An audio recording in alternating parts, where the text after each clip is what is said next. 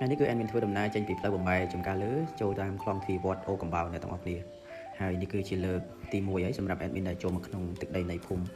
អូកំបោរឬក៏ហៅភូមិវត្តអូកំបោរអ្នកទាំងអស់គ្នាឬក៏អ្នកភូមិហៅមួយទៀតគឺចំណុចព្រៃស្លឹកដែលស្ថិតនៅក្នុងភូមិតលហើយ admin ក៏ចង់នាំអារម្មណ៍ពុកម៉ែបងប្អូនមកទស្សនាពីតាមដងផ្លូវទៅកាន់ភូមិព្រៃស្លឹកផងដែរហើយមុននឹងទៅដល់ភូមិព្រៃស្លឹក admin ក៏បានជួបជាមួយនឹងបងៗដែលជាប្រជាកសិករដែលរស់នៅក្នុងភូមិចំការលើបាយហ៎បងបាយហើយណោះអញ្ចឹងហ៎អូថ្ងៃអញ្ចឹងជុំគ្នាកូនចន្ទីអញ្ចឹងមកណោះខ្ញុំស្មានថាខ្ញុំឮគេថារើសចន្ទីខ្ញុំស្មានគេឡើងឲ្យអង្រួនតាអញ្ចឹងគេរើសអញ្ចឹងណោះអូវាធ្លាក់មកខ្លួនវាណោះមិនយើងចាំបាច់យើងឡើងអង្រួនទេណោះខ្ញុំស្មានគេឡើងទៅអង្រួនមេឃវាឲ្យវាធ្លាក់មកតាក៏បើគេរើសចឹងសិនបងណោះអូធ្លាក់ផ្កាឡើងផ្កាណោះឡើងផ្លែណោះផ្លែសាមុនសាក្រូយតែខប់នេះទុយបងណោះខ្មែរ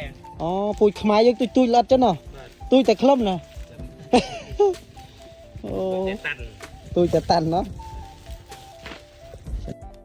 បន្ទាប់ពី admin បានសំណេះសំណាលជាមួយបងក៏ដូចជាពូដែលធ្វើការប្រមូលផលចន្ទីរបស់ពួកគាត់នៅក្នុងភូមិចំការលើ admin ក៏បានធ្វើដំណើរបន្តទៅមុខទៀតបងប្អូន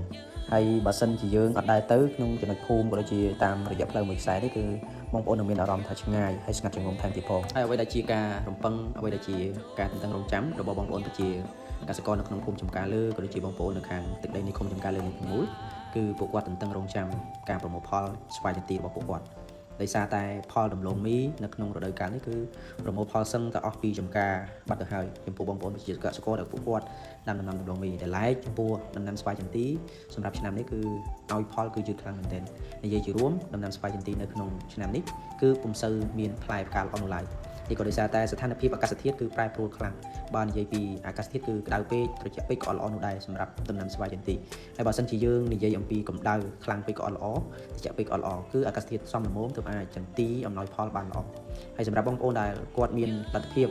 គាត់ប្រើប្រាស់ក៏ដូចជាជីថ្នាំបាញ់ហើយនិងថ្នាំជំរុះស្លឹកនោះទើបគាត់បានផលលឿនហើយទទួលបានទិន្នផលពុះហើយអ្វីដែលការពិសេសទៀតនោះគឺតម្លៃថ្លៃថែមទៀតផងនិយាយជារួមទៅដំណាំស្វាយចន្ទីបើប្រមូលផលលឿនគឺបានតម្លៃថ្លៃបើប្រមូលផលយឺតគឺតម្លៃទាបគឺមិនសមរម្យទេសម្រាប់ពួកគាត់ប៉ុន្តែកាលពីមុនគឺសុទ្ធតែប្រៃទេអ្នកនរគ្នាមិនមានដំណាំស្វាយចន្ទីដូចពេលបច្ចុប្បន្ននោះឡើយ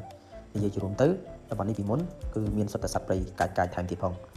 ហើយនេះគឺជាទស្សនវិជ្ជាខ្លះៗអមសងខាងផ្លូវហើយក៏មិនមែនជាផ្លូវលំផ្លូវក្រាលគ្រូក្រហមនោះទេគឺជាផ្លូវគ្រាន់តែជាផ្លូវជិះម៉ូតូនៅក្នុងព្រៃចំការតែប៉ុណ្ណោះហើយខ្ញុំធ្វើដំណើរថ្ងៃនេះគឺខ្ញុំធ្វើដំណើរតែឯងទេអត់មាននរណាមកជាមួយទេហើយគោលដៅរបស់ខ្ញុំមកថ្ងៃនេះគឺសម្រាប់មកមើលពីដំណាំស្វាយចន្ទីរបស់បងប្អូនប្រជាកសិករនៅខាងទឹកដីនៃភូមិផ្ទាល់ដើម្បីសិក្សាអំពីដំណាំស្វាយចន្ទីក៏ដូចជាដំណាំដំឡូងមី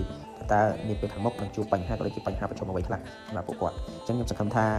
អាជ្ញាធរពាក់ព័ន្ធនឹងជួយរកដំណោះស្រាយជូនពួកគាត់នៅពេលដែលបញ្ហាតម្លៃមានការធ្លាក់ចុះជាលំដាប់ហើយចុងក្រោយនៃវីដេអូនេះខ្ញុំក៏សូមថ្លែងអំណរគុណចំពោះបងប្អូនប្រិយមិត្តបានតាមដានទស្សនាវីដេអូនេះពីដើមរហូតដល់ចប់ខ្ញុំបាទសូមខន្តីអភ័យទោសរាល់កំហុសខុសឆ្គងដែលកើតមានឡើងនៅក្នុងខ្សែវីដេអូនេះផ្ទាល់តែម្ដងខ្ញុំបាទសូមអរគុណសូមគោរពលាជួបគ្នាវីដេអូក្រោយ